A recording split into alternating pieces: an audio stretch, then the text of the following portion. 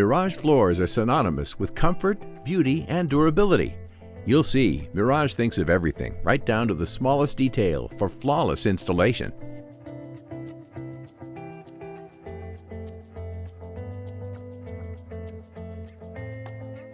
Before you start, read the Mirage Engineered Installation Guide. You must ensure the installation area meets the minimum criteria described by Mirage, even if someone else will be doing the installation. Make sure you have all the tools required.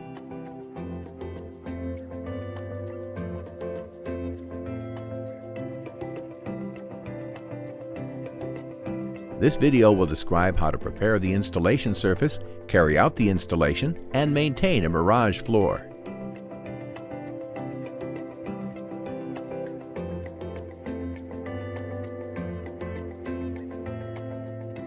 Mirage engineered floors can be installed above, on, or below grade. Mirage recommends installation on a minimum 5/8 inch subfloor or 3/4 inch approved chipboard USB subfloor. Keep sealed boxes of wood in room where flooring is to be installed for at least 24 hours before installation. Room temperature must be maintained at around 72 degrees for a week, and the relative humidity must be between 25 and 70%.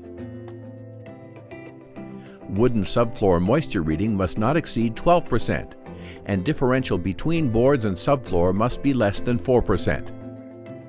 Make sure the subfloor surface is flat. If necessary, flatten down any irregularities.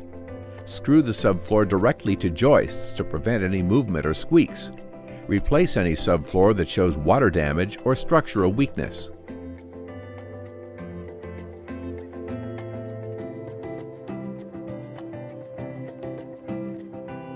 Vacuum thoroughly.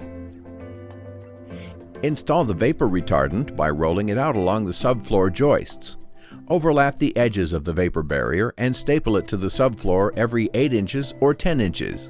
Overlap the edges of the vapor barrier and staple it to the subfloor every 8 or 10 inches. Sketch the layout of the flooring in the room to determine the starting point and the direction in which the boards will be installed. We recommend installing the boards at a right angle to the joists. Check if a whole number of boards can fit in the room. If not, cut the boards of the first and last rows with a table saw lengthwise so they are the same width. Use a push stick to avoid the risk of hand injury. Before you begin installation, test the stapler on a few boards. Adjust the air pressure according to the species and hardness of the wood to be installed.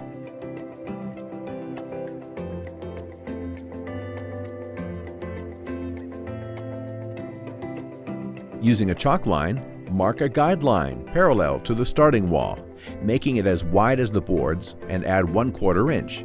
That additional space is for the required expansion gap. The line must run perpendicular to the adjacent wall and be well drawn to ensure the installed floor is straight and square.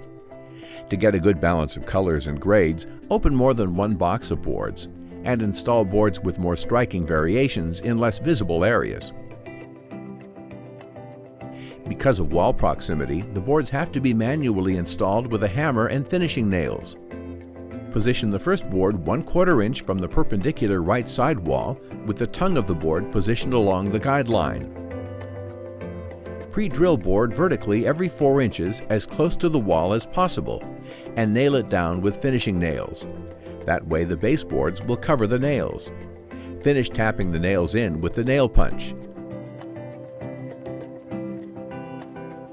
Keep the work surface clean throughout the installation. Using the miter saw, cut the last board to complete the row.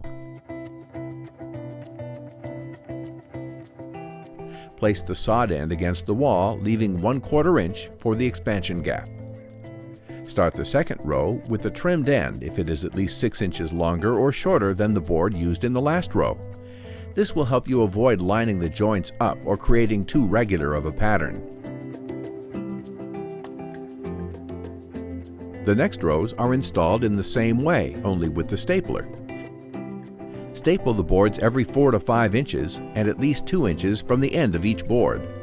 During installation, be sure to maintain the air pressure of the stapler at the required level. Press the stapler against the top and side of the board before driving in the staple.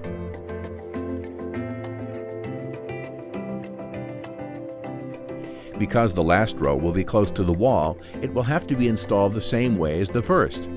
Once again, leave 1/4 inch of space along the perpendicular and parallel walls for the expansion gap.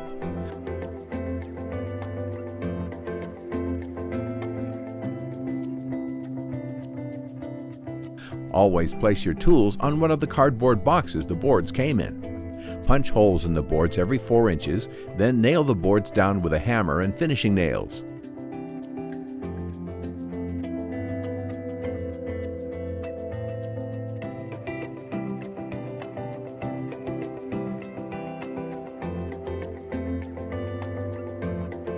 Finish the installation by nailing the baseboards or moldings to the wall rather than the floor. That way the floor will settle naturally.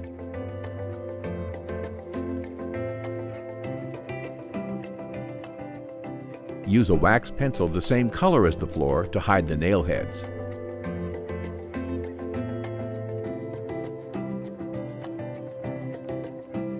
Place pads under heavy furniture to avoid scratching the floor. Your Mirage floor is now installed. Vacuum the floor thoroughly and carefully. Lightly spray with the recommended floor cleaner, wipe clean, and you're done.